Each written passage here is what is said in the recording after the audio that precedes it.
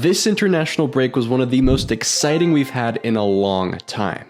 In Europe, the Nations League quarterfinals did not disappoint, with all four matchups being absolutely filled with goals. In North America, we had a resurgence from Mexico, a huge choke from the US, and one of the most iconic celebrations of all time. And there was a lot more interesting stuff happening all across the globe, including a few countries that just achieved qualification for the 2026 World Cup. In this video, we're going to be hopping all around the world from continent to continent, talking about the highlights of this international break.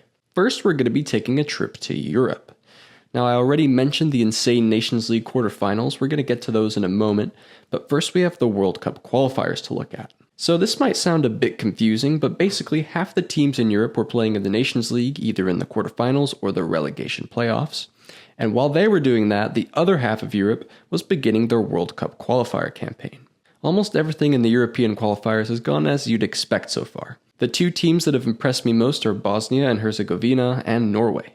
I know that sounds like three, but Bosnia and Herzegovina are actually one country. Anyway, Bosnia managed an impressive away victory against a Romania side that really impressed at the Euros.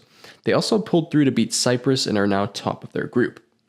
Norway has also gotten off to a really impressive start, smashing a decent Moldova side that really punched above their weight in the last qualifying campaign, and Israel as well, with a combined scoreline of 9-2. I think most neutrals watching are hoping that Norway can finally pull through and that we get to see Holland on the biggest stage at the World Cup. Alright, now on to the Nations League, and we're going to talk about the relegation playoffs first. Basically, the third place teams of League A face off against the second place teams of League B, and so on. There's a few matchups I want to touch on here. First, we have to talk about Belgium versus Ukraine. Ukraine pulled off a really impressive victory, winning 3-1 in the first leg. And considering how Belgium have been on a downward trajectory lately, I thought it looked certain that Ukraine would definitely hold on to the lead. But I couldn't have been more wrong.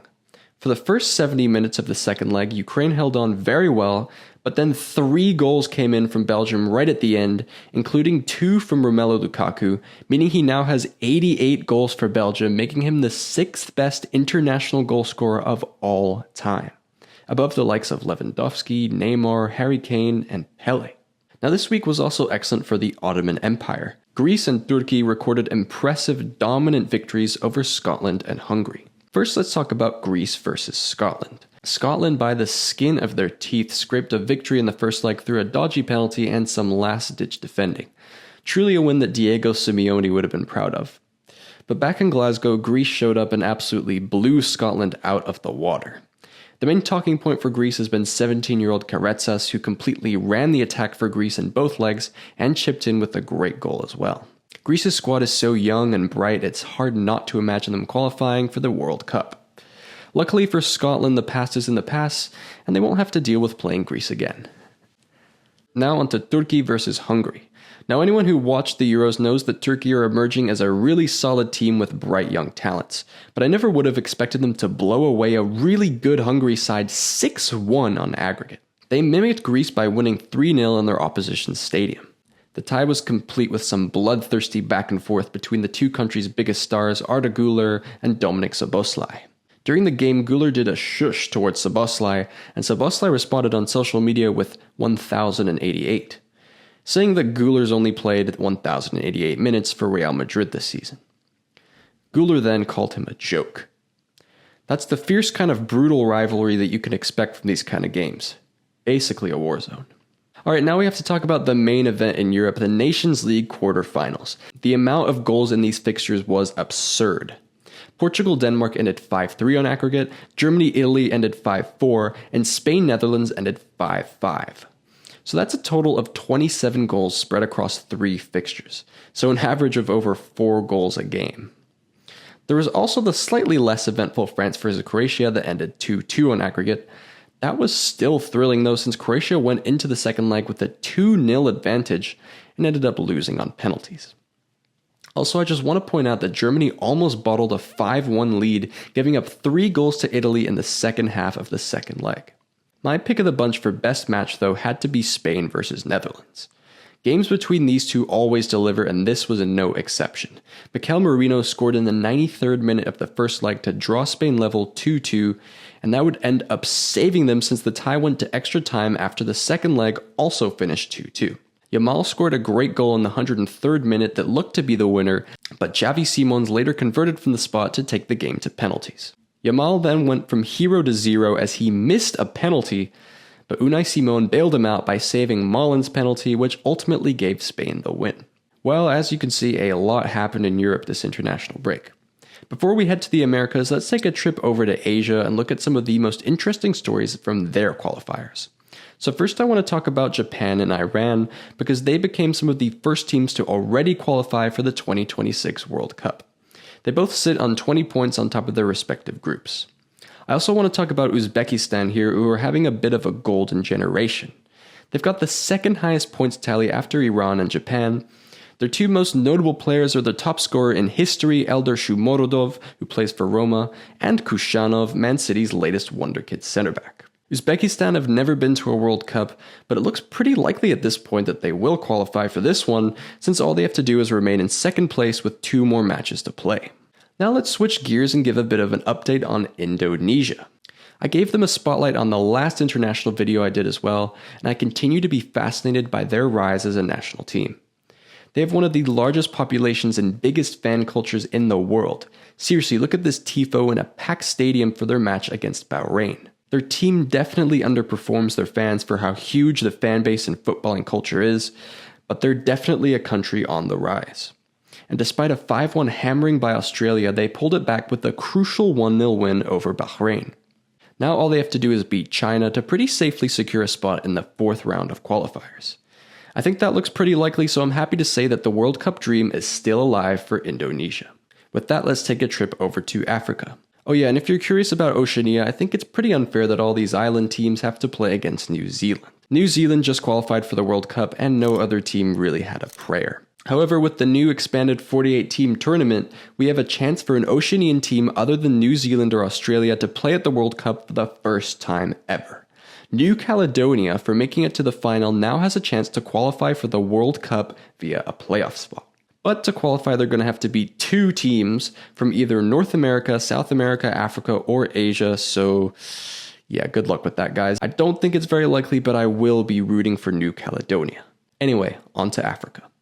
In Africa, it's pretty much been business as usual for the qualifiers, with most of the top teams looking very likely to qualify, sitting at the tops of their groups. But there's 2 teams that I want to touch on that are performing out of the ordinary. First is Sudan, who until recently were actually top of their group over the likes of Senegal and Democratic Republic of the Congo, but they just dropped points to South Sudan. Sudan have never been to a World Cup, and they're currently level with Senegal and 1 point behind Democratic Republic of the Congo. With 4 more matches to play, there's still a lot up in the air, but they've got the best chance they have yet of qualifying. The second African team I want to talk about is the biggest country in Africa by population, and one of the most successful African footballing nations, Nigeria. Now on paper you'd expect them to completely walk this group. Even South Africa shouldn't be putting up a fight against the type of quality Nigeria have like Victor Osimhen and Ademola Lookman. But Nigeria sit in 4th place behind the likes of Benin and Rwanda. This is thanks to some shockingly poor results like a 2-1 loss to Benin, also 3 1-1 draws against Lesotho, Zimbabwe, and Zimbabwe again. This is becoming a bit of a problem for the Super Eagles. Although they have some really quality players shining in Europe, they're just not gelling as a team. They did recently get a new coach, so that might be the beginning of them turning this whole thing around. But if they were to miss out on the World Cup, that would be a disappointment on par with Italy missing out in 2022. Alright, now let's cross the Atlantic over to the Americas, starting in the north. And we have to address the USA. You may know that Trump lately has been announcing his intent to make Canada the 51st state and take back the Panama Canal. Well, what a fun coincidence that these 2 nations got to play against the US team. I wonder if that made them fired up. Anyway, yeah, they both beat the US. But I think people are being a little unfair on Panama here. Rather than focusing on how bad the US did, I'd like to give a spotlight and focus on how well Panama did. They've really been punching above their weight lately. They totally have the US's number, and for such a small nation without as many players in the top leagues like the US, Canada, or Mexico do, they're definitely competing on those teams' level. In the last 3 games they've had against the US, they've beaten them. This is really down to their coach Thomas Christensen and the style of football he has them playing, which can really be described as total football. Total CONCACAF football. Think Getafe mixed with Millwall.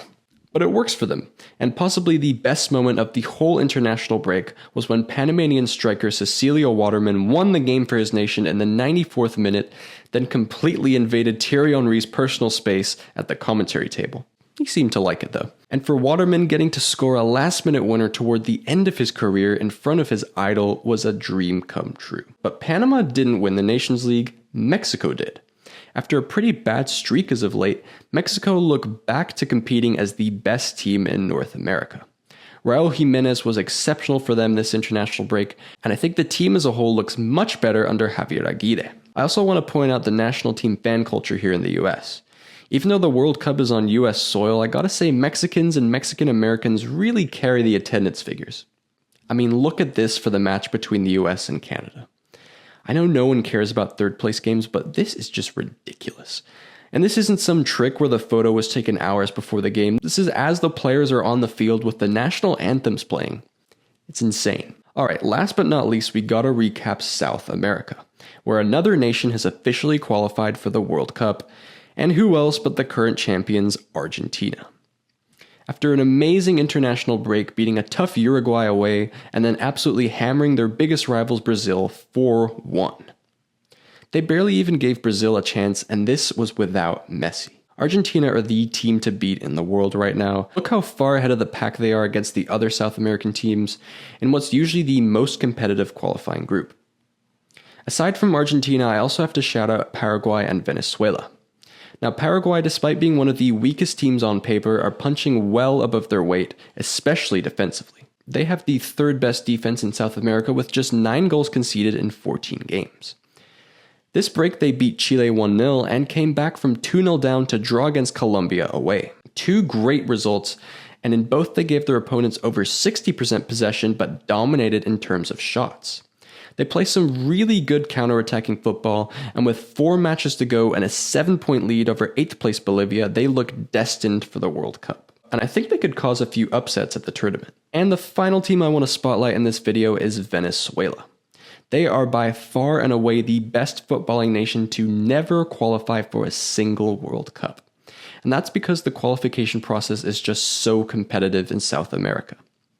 And this international break, they did themselves a big favor by beating Peru 1-0. Now, only the top 6 teams qualify automatically for the World Cup, but the 7th place team, which Venezuela are now, will go on to that playoff that I talked about earlier. Given the poor quality and form of Bolivia, Peru, and Chile below them, I do back Venezuela to finish 7th, and I'd love to see them at the World Cup. However, I will say that I think the top 6 at this point is completely set in stone. Well, that wraps up the international break. If you're from any of these countries, let me know if there's anything I missed in the comments below. Also, if I didn't get to talk about your country, I'd love to hear a recap about how they got on. If you enjoyed the video, please leave a like and subscribe to Footballers for more videos like this one.